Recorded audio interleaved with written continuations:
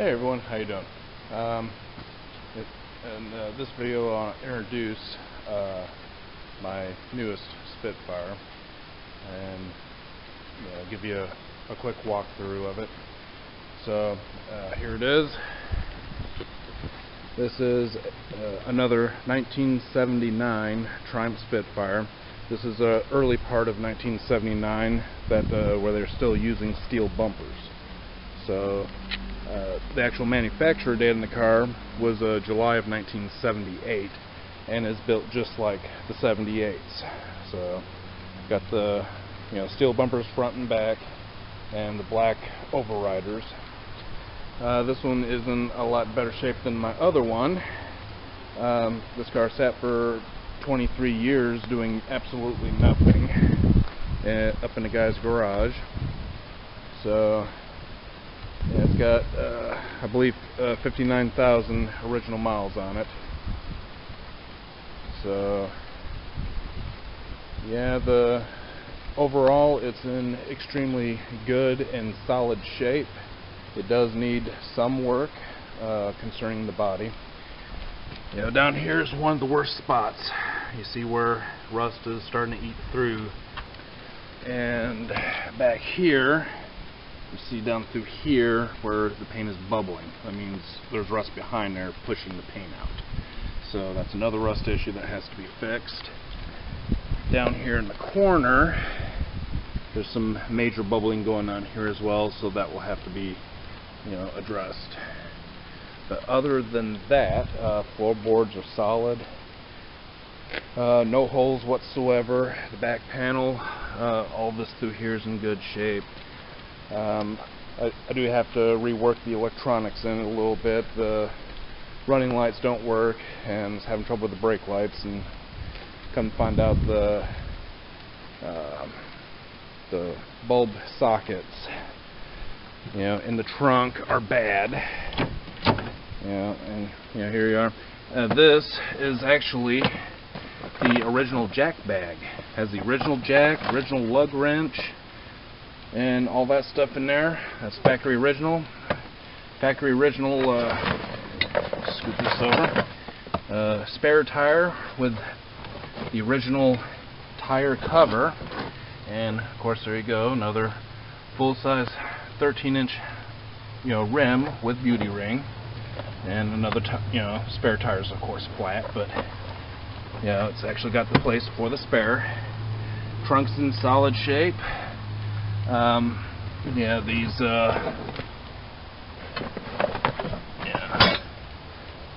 These here are the bulb sockets, and I can sit here and wiggle, one of these, and the light will kick on and off, on and off. So I gotta get all new of those, to put back here for my tail lights. Other than that, you can tell here there's been some repair work done. There's a weld coming across here. And then down there, they apparently had cut the supports out and re-welded. There, may have had some body work in the past. I don't know. But the other side's, untouched. Here's the back panel that covers up your back fuel tank with a courtesy light. So everything in the trunk is in really good shape. No holes or rot there.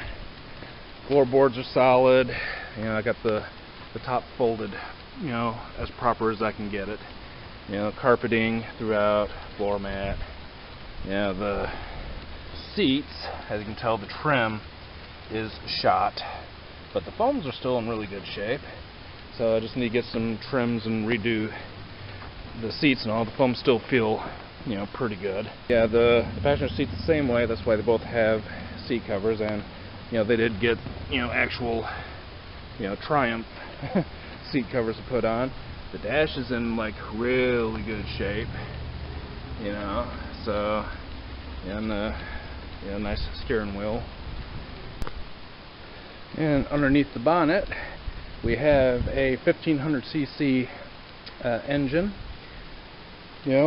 complete with electronic ignition. This is actual, get a good shot here.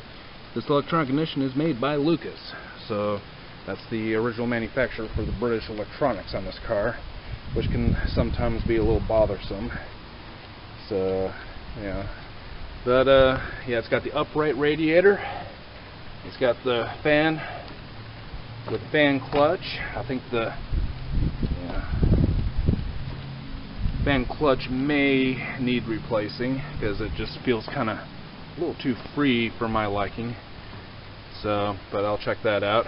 But yeah, it's got the upright radiator. It's set up just like a 78. Yeah, the alternator here. Down here is a smog pump, which is not hooked up, but all the pipe work is there. Just needs a belt.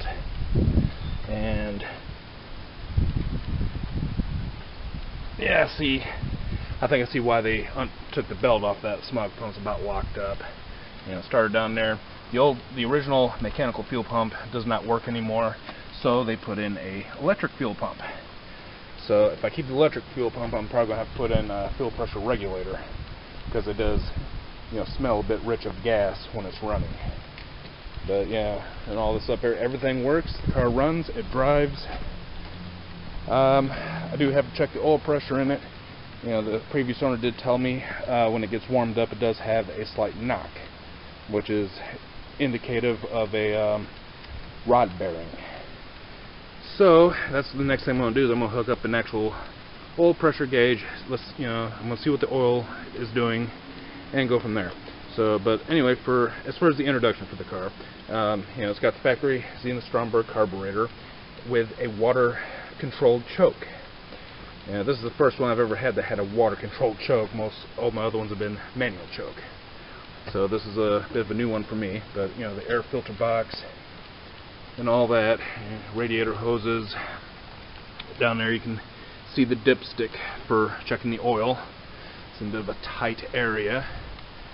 But yeah, everything that should be here appears to be here, including the the side guards and shields and all that good stuff, which none of my other ones ever had. This is probably the most complete one I've ever had. So of course, windshield wiper motor, battery. The battery box, it does have some rot down there, which is from my experience with these cars, is normal. I don't think I've ever seen a Triumph Spitfire that had a solid battery box. So, but other than that, up there's the bottle for the coolant for the radiator and carbon canisters, which are not fully hooked up apparently, and all that. And we'll come back around here. So, and the one leg up this car has over my other car is this, and I'm not even in the car. You see, I'm just reaching in. Turn the key, fires right up.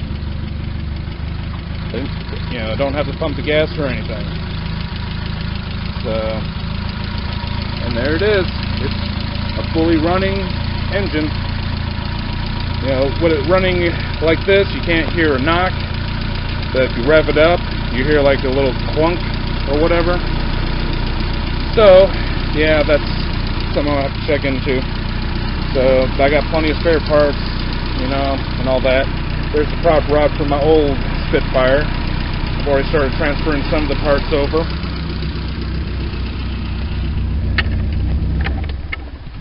So, yeah, but that's it. That is my 1979 Triumph Spitfire. Early 79. Of course, once they got into the 79s and all, they later went to the rubber bumpers like my old one. So, but this still had all the good stuff from the 78 still on it, including the more desirable chrome bumpers. So that's it. I'll probably be doing some video work of some of the work I'm doing on this, and as I get it freshened up and get her back on the road. So, thanks for watching my videos. Please subscribe to my channel, and I'll keep the videos coming. So, thanks for your time. Thanks for watching my videos, and we'll catch you guys later. Bye.